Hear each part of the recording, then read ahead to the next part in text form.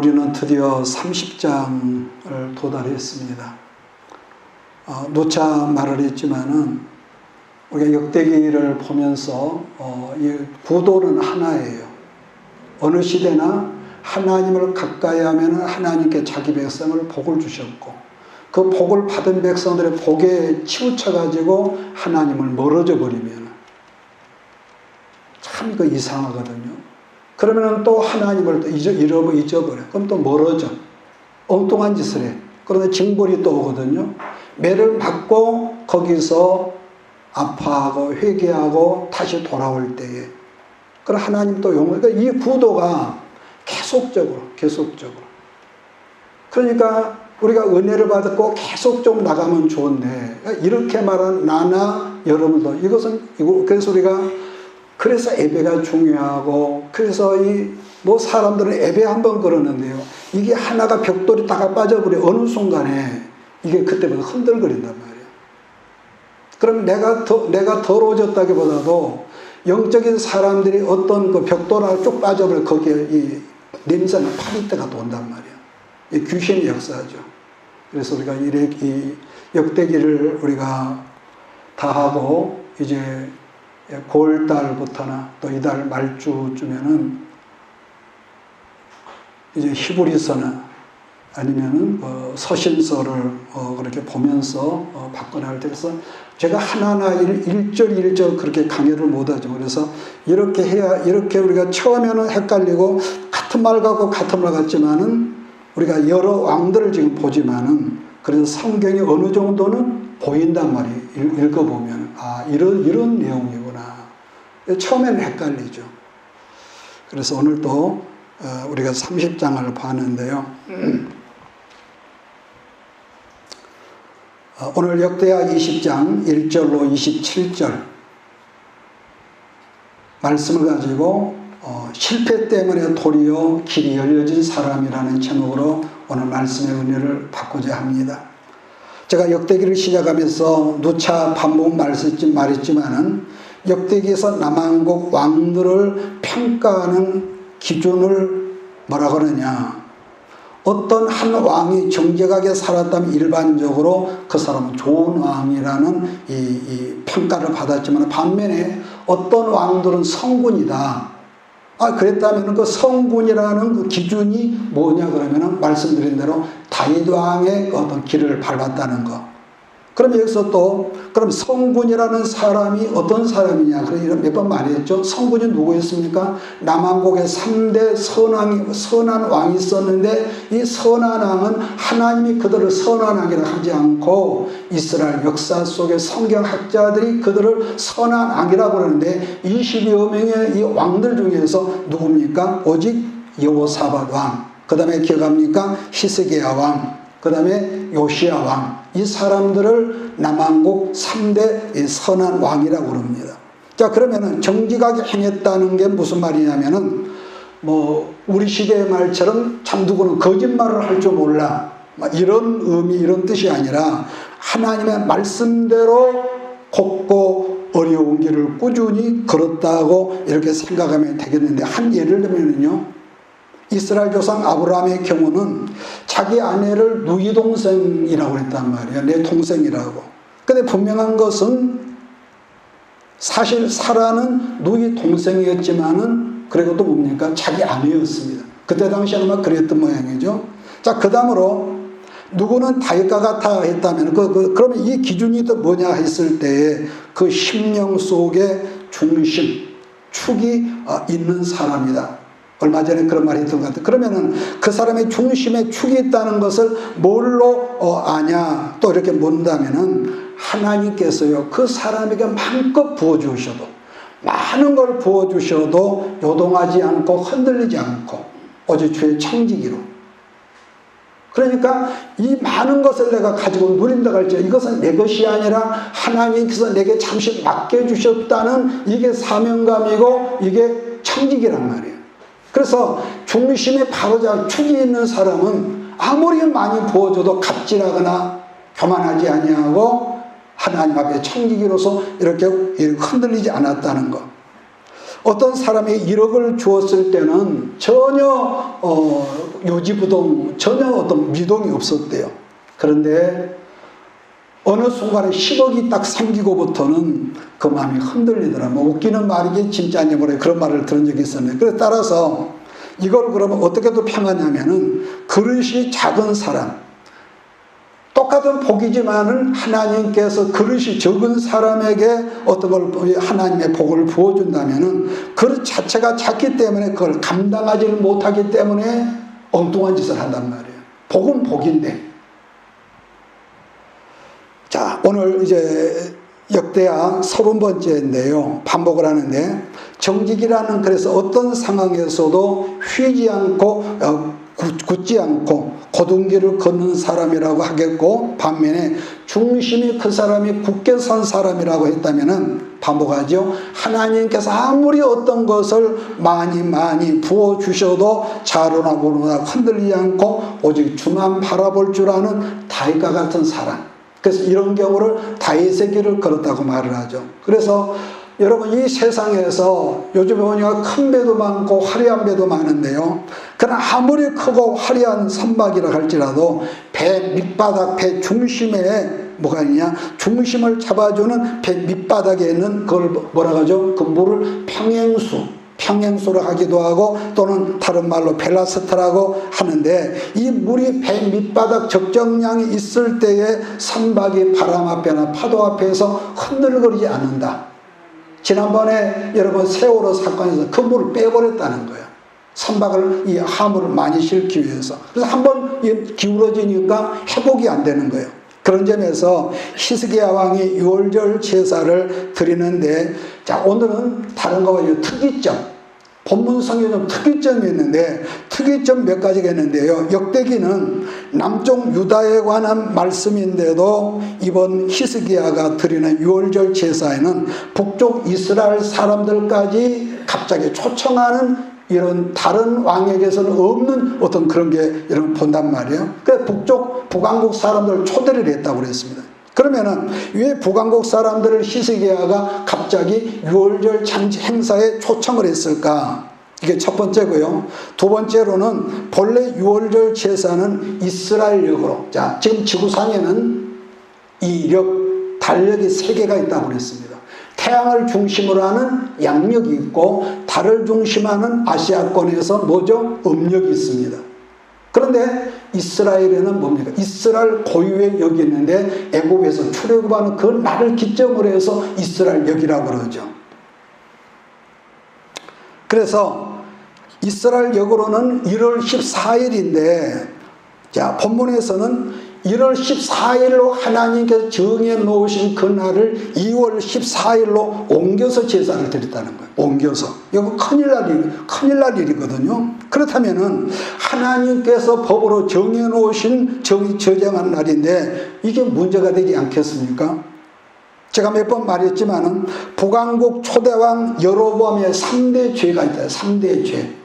여러분 기억합니까? 본래 초막절은 7월 15일이거든요. 7월 15일. 그런데 여로보암이 자기 생각 이임으로 8월 15일로 이 날짜를 옮겨버렸다고 했습니다. 그 다음에 나라가 남북으로 갈라지고 보니까 북왕국에 처음에는 우 따라왔던 사람들이 남쪽으로 내려가고 그 중에서 제사장들과 내인들이 내려가 버리고 없단 말이에요. 그래서 자기 이임으로 뭘 했느냐? 하나님의 성전을 짓는데 자기 나름이죠. 예루살렘에 가지 말고 당과 베델에다가 이 사이비 신전을 지어놓고 갈 것 없다. 여기도 하나님이니까 거기다 우상 금신상을 만들어놓고 거기서 제사를 지내라. 이건 두 번째. 세 번째, 레인과 제사장이 없으니까 아무나 제사장이 되고 싶은 사람이 있냐? 그러면 돈 얼마씩을 받고 오늘날로 말하면은 안수해서 목사가 되게 하는 그런 식으로 이렇게 한 것이 하나님 앞에 3대 여러분 죄악이라고 그렇게 말을 하죠. 그렇다면은 본문 성경에서 히스기야 왕이 1월 14일 유월절을 2월 14일로 옮겼다면은 여로보암하고 똑같은 죄를 지은 거 아닙니까? 우리는 이렇게 따질 수가 있죠. 그런데 왜 이것은 문제가 되지 않고 있을까? 그래서 우리가 성경을 찾아보는 게 중요하고, 그저 일반적인 설교를 우리가 들은 거 좋지만은, 그래서 이것을 역대하 30장의 두 번째 특이점이라고 그렇게 말하는 거죠. 자, 그 다음은 북쪽 왕국에서, 북쪽 이스라엘 왕국에서 초청을 받고 온 사람들이 정결의식을 여러분 행해야 하는데, 이 사람들이 와가지고 부정한 몸으로 유월절 음식을 막 먹은 거예요. 우리가 성찬식을 할 때도 지금도 그러잖아요. 혹시 하나님 앞에 회개하지 못한 죄가 마음속에 있다면 먹지 마십시오. 그건 죄를 먹는다고 그랬습니다. 그러니까 지금도 은혜 시대지만은 성찬식에 참여하지 않는 건 좋다 그러는데, 근데 이 율법 시대에 이런 정결의식을 행하지 않은 채로 막 먹었다는 걸 막 참여해가지고. 자, 그런데도 왜 성경은 그들의 특별하게 거론하고 하지 않고 그냥 넘어가지? 자, 그래서 오늘 이 세 가지 특이점만을 좀 살피면서 말씀을 이어나가고자 합니다. 첫째로 보는 것은요, 왜 북왕국 이스라엘 사람들을 히스기야가 초청을 했을까? 1절로 2절을 우리 같이 읽습니다. 시작. 히스기야가 온 이스라엘과 유다의 사람을 보내고 또 에브라임과 므낫세의 편지를 보내어 예루살렘 여호와의 전에 와서 이스라엘 하나님 여호와를 위하여 유월절을 지키라 하니라. 왕이 방백들과 예루살렘 온 회중과 더불어 의논하고 둘째 달의 유월절을 지키려 하였으니, 솔로몬의 범죄로 말미암아 르호보암 왕 때 나라가 남북으로 두 쪽으로 갈라졌고, 특히 북왕국 이스라엘의 대표 지파라면 어떤 지파입니까? 가장 큰 지파는 요셉 지파로서 에브라임 여러분 지파인데, 그래서 이런 지파 사람들을 오라고 초청을 했다는 거예요. 왜냐하면 이와 똑같은 병행구절 말씀이 열왕기하 18장 9절로 10절에 있는데요. 나오는데 거기 보니 이렇게 되어 있습니다. 히스기야 왕 제4년 곧 이스라엘 왕 엘라의 아들 호세아 제7년에 아수르의 왕 살만에살이 사마리아로 올라와서 에호스아따라 3년 후에 그 성읍에 항박되니 곧 히스기야 왕의 제6년이요 이스라엘 왕 호세아의 제9년에 사마리아가 함락되매 망했단 말이에요. 완전히 나라가 없어져 버렸어. 그러니까 지금 북왕국 이스라엘이 완전히 커튼이 지금 하나님께서 내려놓는 이런 상황인데, 북왕국 이스라엘 마지막 왕이 우리가 읽은 호세아 왕인데요. 호세아라는 사람인데 아수르 살만에셀이라는 이 왕에 의해서 깡그리 망해버렸습니다. 엄청난 사람의 살육을 당하고 젊은 남자들 잡혀가고 임신한 부녀들이 현장에서 칼로 이런 배를 갈고 아주 엄청나게 하나님의 징벌을 받았죠. 그러니까 잡혀갈 사람 다 잡혀가고 망할 사람은 완전히 망하고 난 다음에 포로 잡혀가고 남은 소수의 사람들이 여기저기 숨어 있었거나 남아 있었을 거 아니겠습니까? 그래서 그들을 향하여서 이 사람들을 보내서 남왕국 예루살렘 내려오라 이렇게 초청을 한 거죠. 그러니까 아수르의 정책은 여러분 제가 몇 번 언급을 했지만은 그야말로 수많은 이스라엘을 유인한 이 종족 중 아수르만큼 가난하고 악독한 여러분 종족이 없을 정도였는데, 이스라엘에서 모든 젊은 남자들을 먼 이방지로 흩어버리고 이국에서 아수르에서 젊은 남자들을 보내가지고 젊은 여자를 겁탈하게 한다든지 거기서 결혼을 하게 해서 소위 뭡니까? 혼혈정책이라는 짐승정책. 완전히 이것은 사단의 역사죠. 이스라엘의 선민의 어떤 역사를 씨를 아주 종자를 말살하려고 하는 사단의 역사였는데, 그렇게 해서 뭡니까? 새로운 민족이 거기서 나온 거예요. 새로운 민족이. 근데 이름하여 그 사람들은 뭐라고 합니까? 사마리아 사람이라고 그래요. 그 종족은. 자, 그런 연유로 해서 예수님이 이 땅에 구세주로 오셨을 때도 모든 유대인들이 그들을 뭐라고 합니까? 개나 돼지 같은 종족이라면서 상종하지를 않았다고 그랬습니다. 만남 자체가 없어.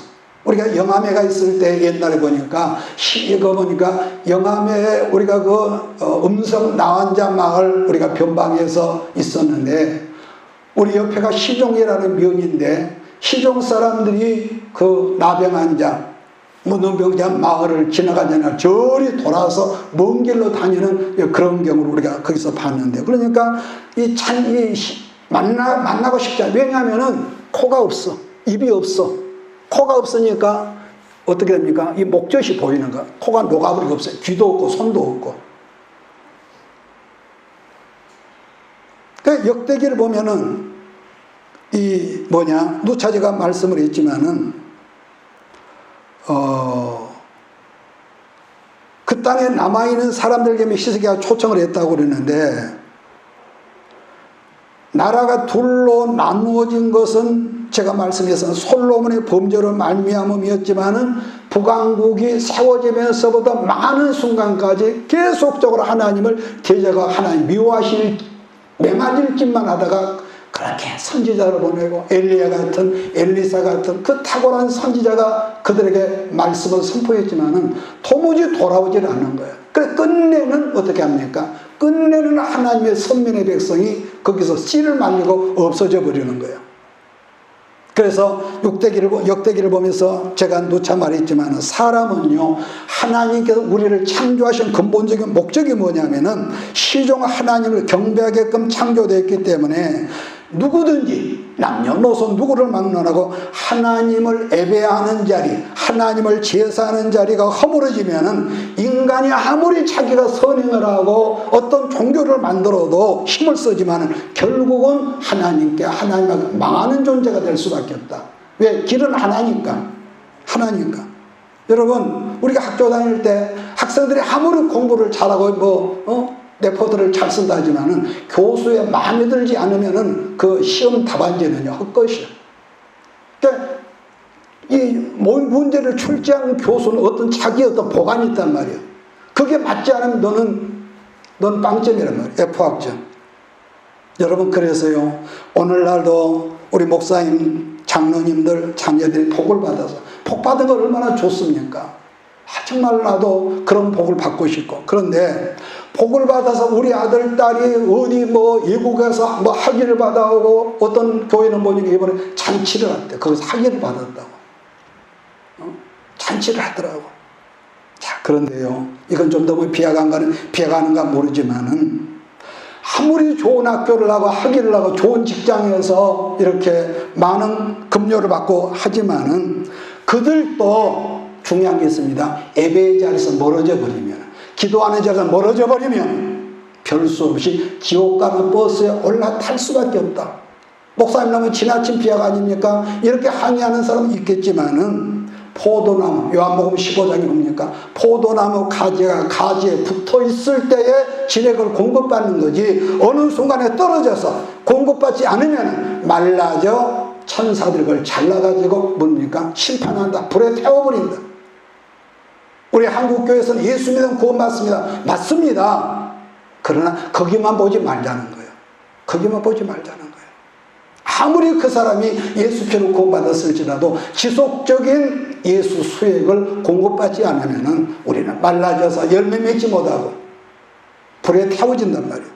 그래서 예배가 허물어지면 지옥 간다는 말은 정말로 듣기 싫어하더라고, 사람들이. 어쩔 수 없이 그 사람은 지옥 갑니다. 그런데 예수 믿어 한 번 믿으면 영원히 영생한다. 그 말만 우리가 믿지 말란 말이에요. 그렇기 때문에 여러분, 지금도 하나님은 우리로 하게 깨닫게 하기 위해서 늘 반면교사 어떤 사건들을 우리로 비춰주시고요. 그래서 하나님은 어떤 사람은 정말로 잘 나갔어. 저 정도로 잘 나가고 얼마나 부러울 정도로 잘 나가고 있었는데, 어느 한순간에 깡그리 모래성처럼 망하게 실패하게 한달째 그렇게 해서 어떻게 합니까? 아무것도 없는 빈털터리가 되니까 천부에 의지 없어서 내가 하나님 왔습니다. 이건요, 어떤 만화책에서 나온 게 실제로 이런 사람 저는 많이 봤습니다. 뿐만 아니라 예배 생활, 기도 생활에 전념하던 사람도 하나님께 어느 순간 복의 문을 열어서 모든 게 풀려지고 모든 것이 차고 넘치고부터는 뭐가 있느냐? 이상하게 예배가 약속에 멀어져. 얘들은 말할 것도 없고 예배가 멀어져. 왜 그럴까? 없을 때는 잘한 것 같았는데 있을 때는 허털어. 왜 그럴까? 별말하기 그 중심이 없다. 중심이 없어. 수평수가 없어, 그 속에. 그런 점에서 여러분, 하나님께 주시는 복은요, 보면 누구에게나 다 복은 아니더라는 거죠. 복은 복인데 누구에게나 복은 아니더라는 거예요. 한 예로 여러분 누가복음 14장 말씀을 보면은 어떤 주인이 성대한 큰 잔치를 배설하고 나서 종들로 하여금 많은 사람들을 초청을 했다고 그랬습니다. 여러분 기억하시죠? 그래 그 말씀을 간략하게 주목하면은 공통적인 문장이 이렇게 나오는데, 주인이 오라고 잔치에서 잔치장에 오라고 초청을 했을 때 뭡니까? 하나같이 거절했다고 그랬어.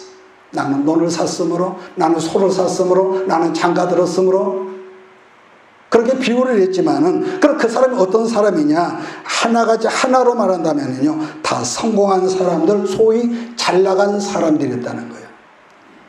이 비유가 맞는지 모르지만 잘 나가는 사람들. 그랬더니 주인이 이번에는 종들에게 가난한 자들을 초청해라. 가난한 자들, 병든 사람들, 눈먼 자들, 다리 저는 자들 다 오라고 여러분 그러지 않습니까? 그렇기 때문에 지금 북왕국이 망해서 남왕국에 초청을 받은 사람들 경우에 망한 것이 복이라고 한다면은 이거 어폐가 있는 소리다 이렇게 말할 수가 있겠습니까? 만약에요, 그들도 망하지 않았다면은 히스기야 유월절에 그 먼 곳에서 거기까지 올 수가 있었겠냐 그 말이거든요. 그러므로 여러분, 혹여 우리가 인생을 살다가 내가 정말로 잘해보려고, 이건 여러분도 마찬가지, 정말로 그때 잘해보려고 내가 했는데, 그런데 내가 실패하고 망해버려서, 속된 말로 그랬을지라도 그것이 그리스도 안에 실패냐 망이니 그렇게 받아들이지 말라는 것은, 그 실패를 통해서 내가 하나님 앞에 내가 회복되고 예배가 회복만 되면은 우리 하나님은 얼마든지 그 사람을 귀하게 쓰시고 회복시켜 주시는 전능하신 하나님인 걸 믿으시길 주의로 축복합니다. 뒤집어 말해서 지금 아무리 잘 나가고 있어도 하나님의 사람이 어느 순간 예배를 떠나 있으면 정말로 미안한 말이지만 그 사람은 이미 망해가고 있는 사람이라도 틀림이 없습니다.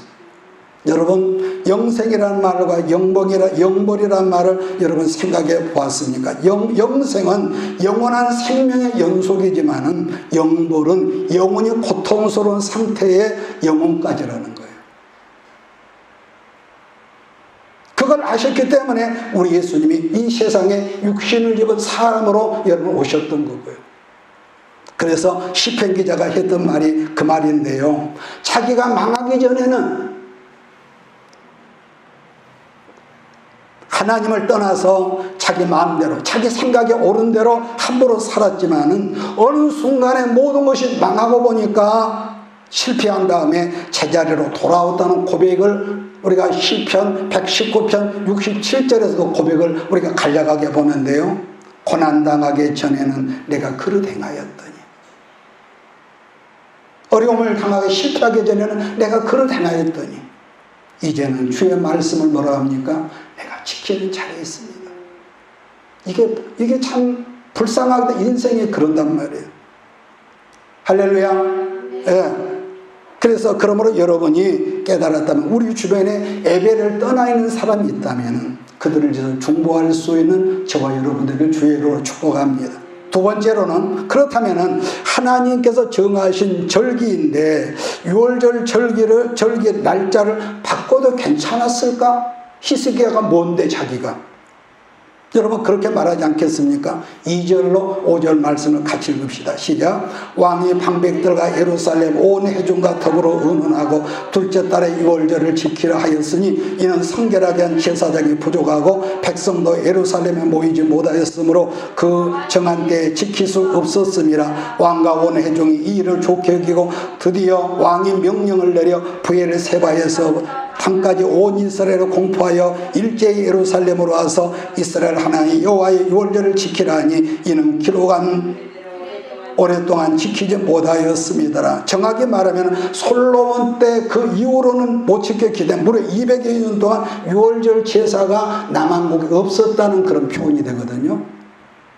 자, 그랬는데 히스기야가 왕좌에 오르면서 1월에 유월절을 지켜야 하는데 유월절을 드리지 못할 상황이라서 왕이 방백들, 오늘날로 하면 장관들과 일반 백성들의 의견을 들어본 다음에 다음 다음 달 2월 14일로 드리는 것으로 정했다는 것인데, 그 이유로 보면은 모든 제사, 예배에 집례할 제사장들이 각기 흩어져 살았어.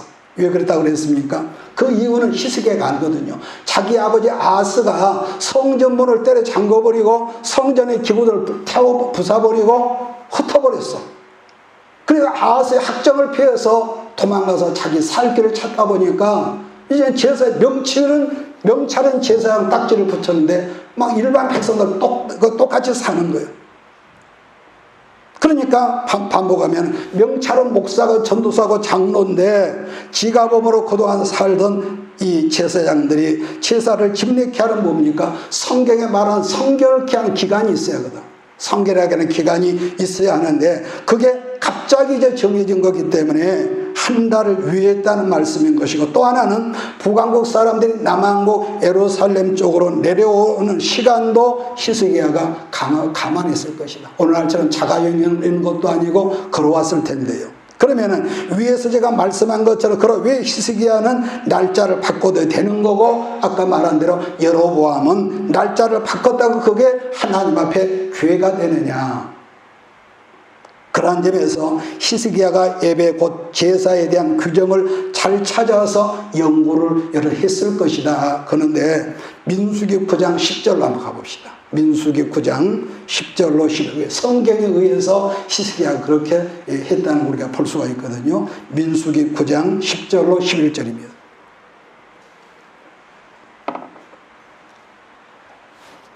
같이 읽습니다. 이스라엘 자손에게 말하여 이르라. 너희나 너희 후손 중에 시체로 말미암아 부정하게 되든지 먼 여행 중에 있다 할지라도 다 여호와 앞에 마땅히 유월절을 지키되 둘째 달 14째 날 해질 때 그것을 지켜서 어린 양의 무교병과 쓴 나물을 아울러 먹을 것이요. 지금 제사에 대한 자세한 규례가 지금 민수기에 나와 있단 말이에요. 그냥 분명 하나님께서 원래 애굽 땅에서 정해놓은 유월절 제사는 1월 14일이 맞는데 부두기에서 1월 14일에 이 제사 예배를 함께 드리지 못할 사람들이 있다는 걸 지금 전제하는 말씀이란 말이에요. 본문에도 제사장들 시체를 만졌다든지 어떤 부정을 탔다 했고 또 먼 여행 중에서 그 날짜를 부두기에서 맞추지 못한 사람이 있을 수 있다는 것을 지금 전제라는 말씀이 민수기 말이거든요. 그러니까 히스기야 왕이 유월절 제사를 드리는 것을 갑자기 결정을 했지만은 너무 준비가 안 되고 갑자기 하다 보니까 그래서 성경에서 그 해답을 찾았겠구나 하는 걸 발견하는 거죠. 그래서 남왕국에 있던 제사장들과 방백들과 백성들을 모아서 어떻게 하면 좋겠냐 의논을 왕이 했다는 겁니다. 여기서 또 하나는 의논했다는 것은 또 하나는 기회를 줬다는 것인데, 여러분요, 어떤 사람은 법이라는 잣대를 가지고 똑같은 법인데 법이라는 잣대를 판단하고 정죄해서 죽이고 그 사람을 생명에서 제지키려고 하는 사람의 경우도 있지만은, 그래 똑같은 법이지만은 그 법을 가지고 그 사람을 하나님 앞에 참여케 하고 그렇게 해서 그로 살리게 하는 그 법으로 쓰는 그런 사람도 있죠. 왜냐? 노차 반복했지만은 어떤 사람이라도 하나님께 드려지는 예배만 회복되면, 예수님께서 말씀하시도록 신령과 진정으로 하나님께 예배만 회복이 되면은 인간의 모든 삶 속에 머리칼처럼 헝클어진 모든 인생의 문제들도 하나님께서 회복시켜 주신다는 그 말씀이고요. 하나님은요, 치료하신 하나님. 그래서 본질적으로 뭐라고, 예수님은 건강한 자에게는 의사가 필요 없어. 나는 의사로 온 거야. 병든 자에게 의사가 필요하기 때문에 나를 믿으면 너희가 살고 그랬거든요. 자, 6절로 9절을 다시 봅니다. 6절로 9절.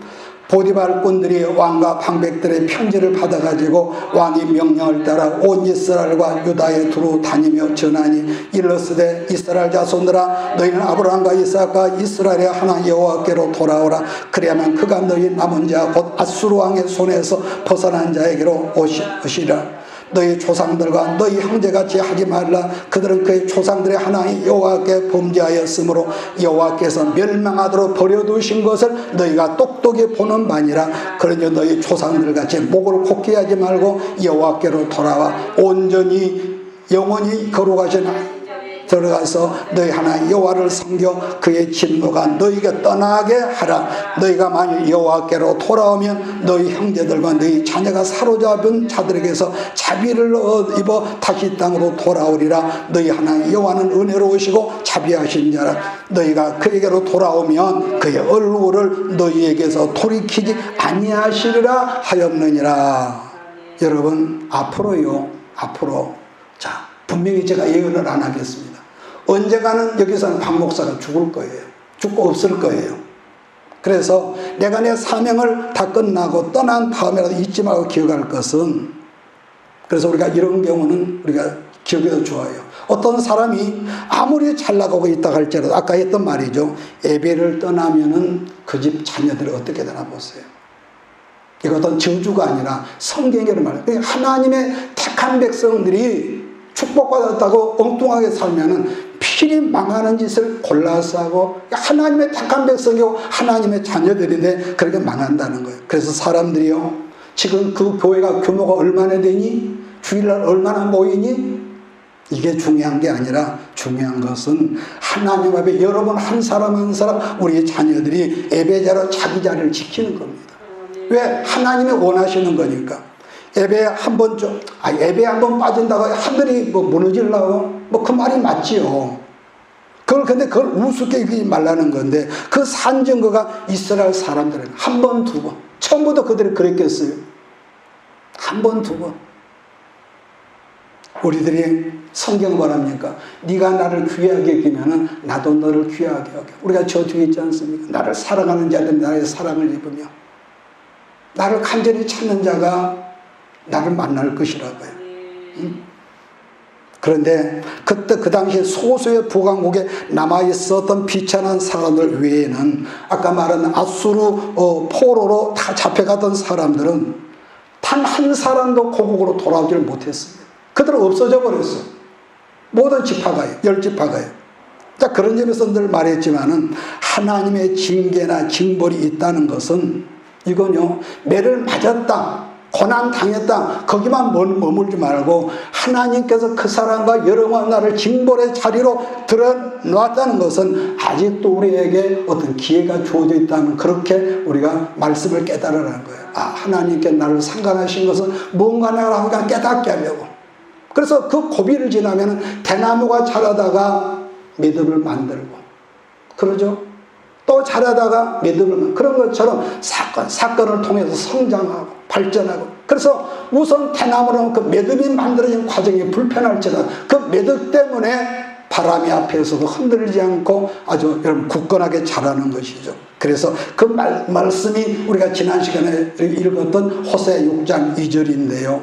하나님께로 돌아오면 매를 맞고 아프고 찢었을지 찢김을 당했을지라도 하나님께로 돌아오라. 돌아오면 그동안에 하나님께 너를 징벌하죠. 찢으셨지만 이제 너를 치료하시는 아버지가 될 거야.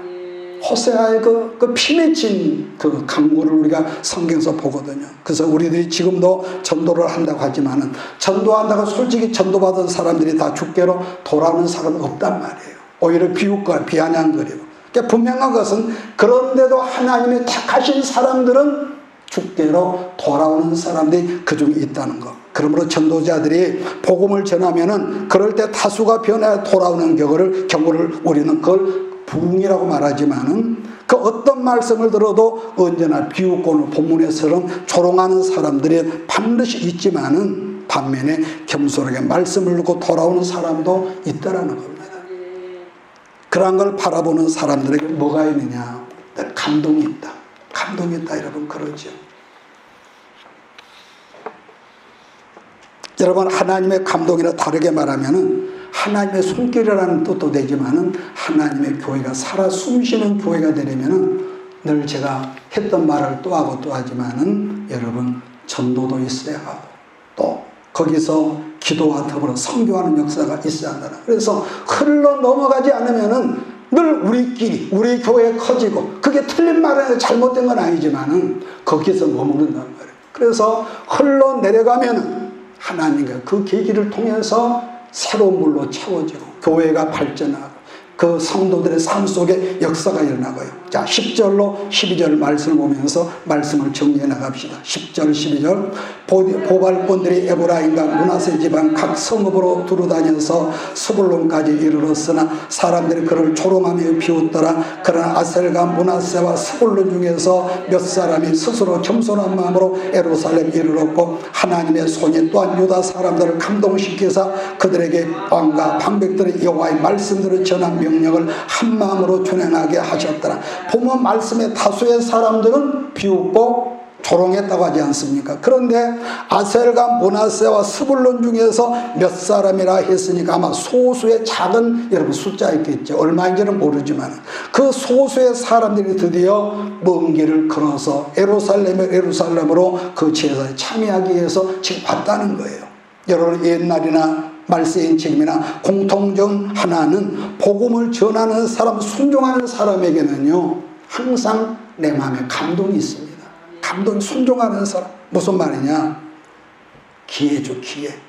여러분 그래요. 하나님 백성이지만은 그동안 스스로 여러분 이렇게 말하는 나 역시도 뭔가 좀 해보려고 지난 세월에 좀 해보려고 그러가다가 내가 죄지는 건 아니지만 하나님 말씀과 내 뜻을 세우려고 해보다가 돈 다 까먹어버리고 돈 다 날라가 버리고 넘어지고 차절하고 방황하고 깨어지고 엎어지기도 했지만은 그런 그들에게 주께로 돌아올 수 있는 기회를 주신 것을 우리는 징벌이라고 그랬단 말이에요. 자, 그 다음에 마지막으로 정결함이 없었지만은 그럼에도 불구하고 유월절 이 성찬을 함께 먹은 사람들을 용서해 주신 이유가 뭐였을까? 용서의 이유가 뭐였을까? 제가 잠깐 언급했습니다만 지금 유월절 제사는 말씀대로 솔로몬 이후에 200여 년 만에 지금 제사다운 제사가 지금 드려지는 제사거든요. 그 유월절이라고 하는 것은 이스라엘 모든 백성들에게 있어서는 하나의 뭘까? 정체성과 같은 날입니다. 정체성. 왜냐하면 애굽에서 유월절 날 때문에 이스라엘 백성들이 이 땅에 이스라엘 백성으로서 노예가 백성으로 여러분 생겨난 것이거든요. 그래서 여기서 자유란 말이 거기서 있는데 여러분 오늘 우리가 아는 자유란 뭘까? 우리가 아는 자유.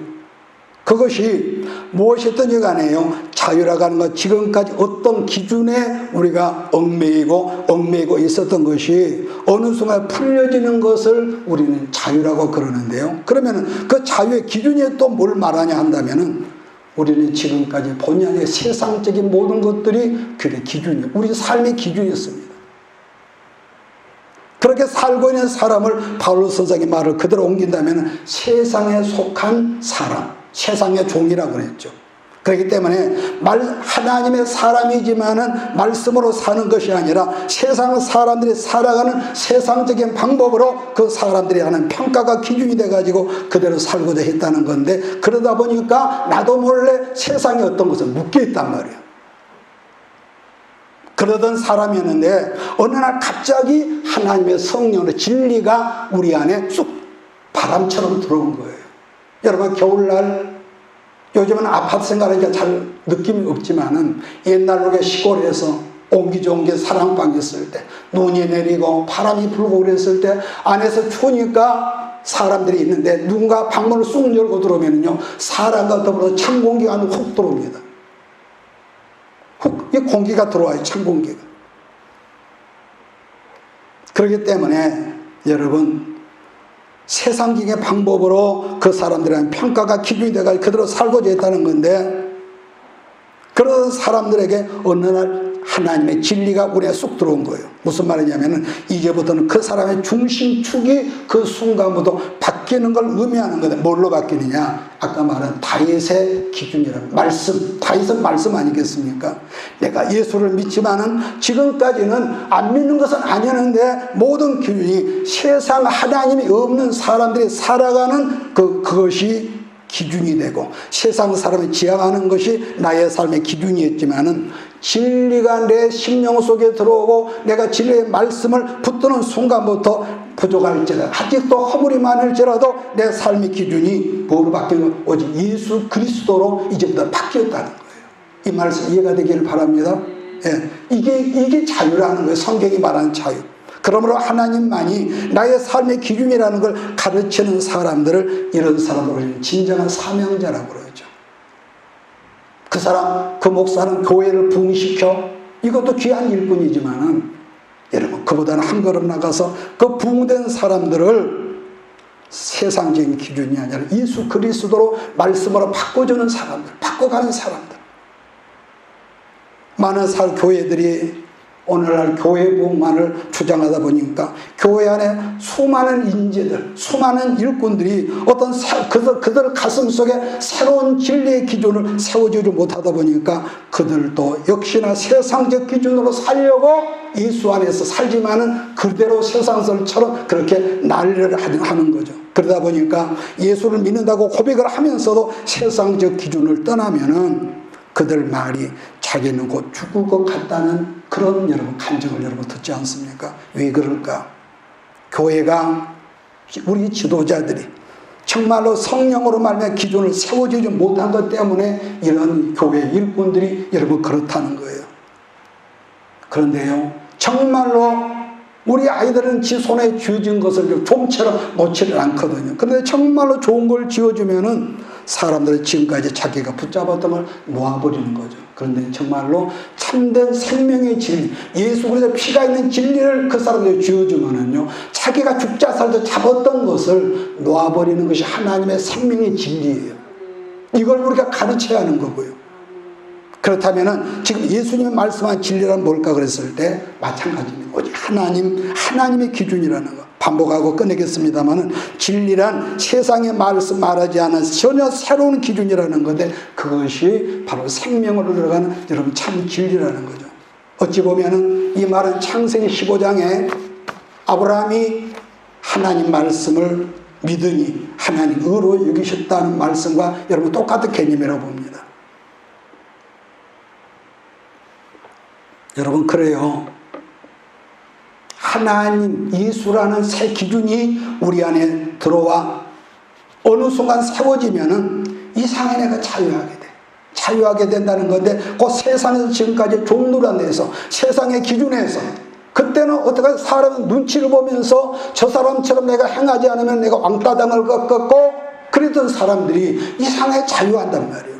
그런 까닭에 오늘 여러분들 이 기준이 바꿔지지 못하면 바꿔지면 왠지 자유 자체겠지만 그러나 이 말씀하는 기준이 바꿔지지 않으면 당장 세상 사람처럼 행하지 않으면 내가 왕따 될 것 같고 혹시나 죽을 거 아니야?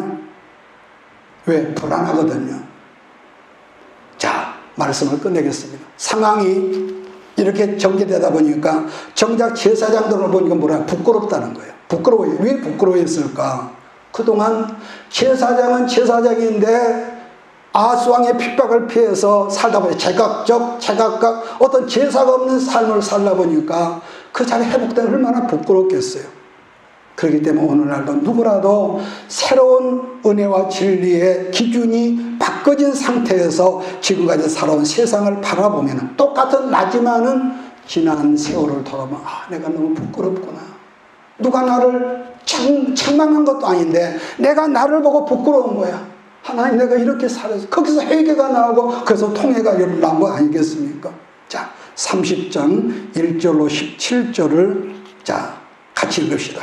둘째 달에 백성이 무교절을 지키라 하여 예루살렘에 많이 모이니 매우 큰 모임이라. 무리가 일어나 예루살렘에는 제단과 향단들을 모두 제거하여 기도를 시내에 던지고 둘째 달 14째 날에 유월절 양을 잡으니 제사장과 레위 사람이 부끄러워하여 성결하게 하고 번제물을 가지고 여호와의 전의로 규례대로 각각 자기들의 처소에 서고 하나님의 사람 모세 율법을 따라 제사장과 레위 사람의 손에서 피를 받아 뿌리니라. 회중 가운데 많은 사람이 자신들을 성결하게 하지 못하였으므로 레위 사람들이 모든 부정한 사람을 위하여 유월절 양을 잡아 그들로 여호와 앞에서 성결하게 하였으나. 자, 잔치는 유월절이 이제 성대하게 지금 시작이 됐습니다. 성대하게 진행을 하자 문제가 지금 생겼다는 거 아니겠습니까? 무슨 문제냐면은 언급한 대로 북쪽에서 북왕국에서 내려온 사람들은 그동안 나라가 갈라진 다음에 한 번도 하나님 앞에 유월절 제사를 드리지 못했다는 거예요, 이 사람들이. 그렇기 때문에 이 제사의 의미를 전혀 모르는 거예요. 우리가 그 입장에서 생각을 하는 겁니다, 지금. 그러니까 우리식으로 쉽게 표현하면, 우리식으로 표현하면은 완전한 이제 교회에 막 나온 초신자들이기 때문에 정결 의식이 뭔지, 유월절 의식이 뭔지, 말은 한번 들었겠지만, 뭔지 모르고 그냥 유월절 잔치에 참여해서 음식에서 냅다 지금 먹는 거예요. 이걸 정결의식을 거치지 않고 먹으면 큰 죄가 되고 자손이 끊긴다고 그랬거든요. 근데 여기서 마지막으로요, 한 예를 들고 오늘 말씀을 여기서 줄이겠습니다. 시간이. 한 예를 든다면은, 블레셋과 그 엘리 제사장 때 전쟁이 붙었단 말이에요.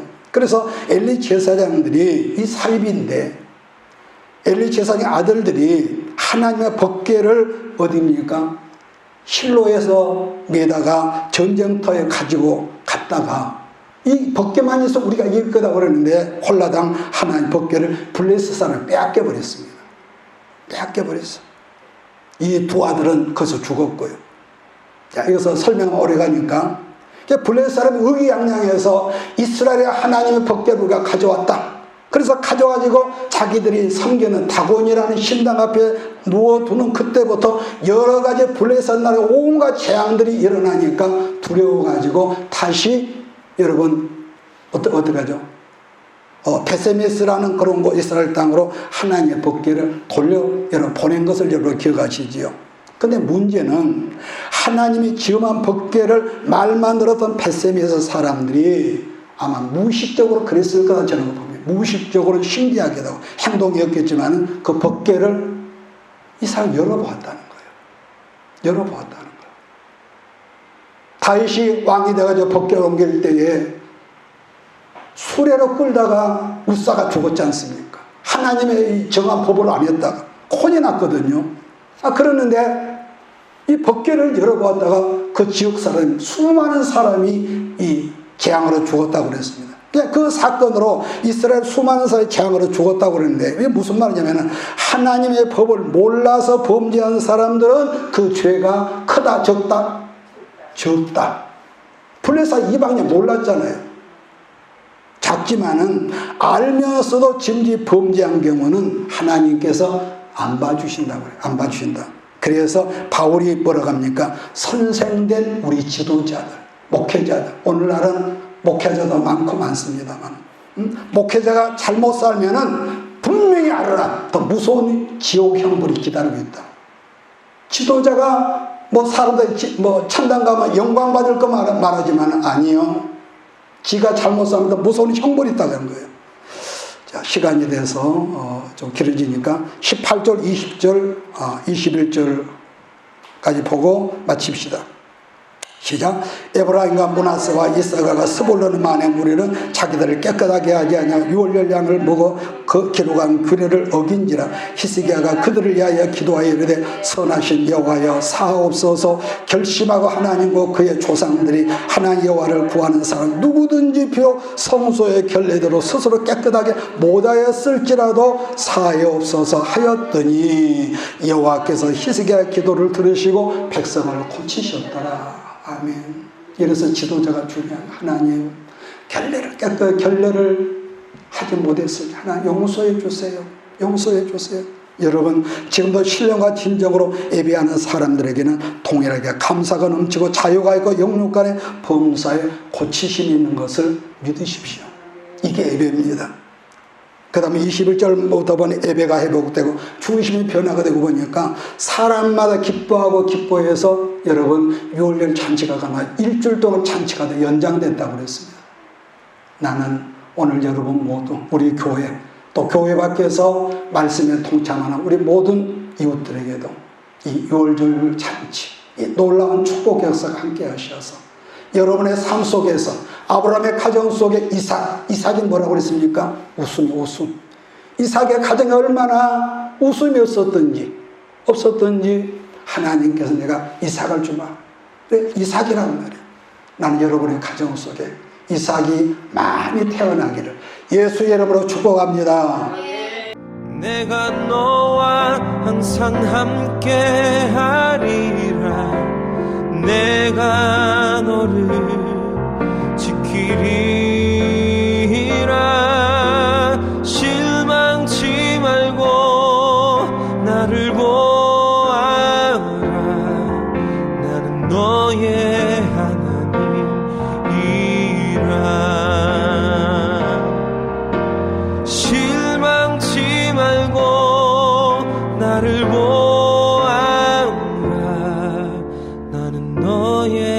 하나님이라. 나는 너의 하나님이라. 나는 너의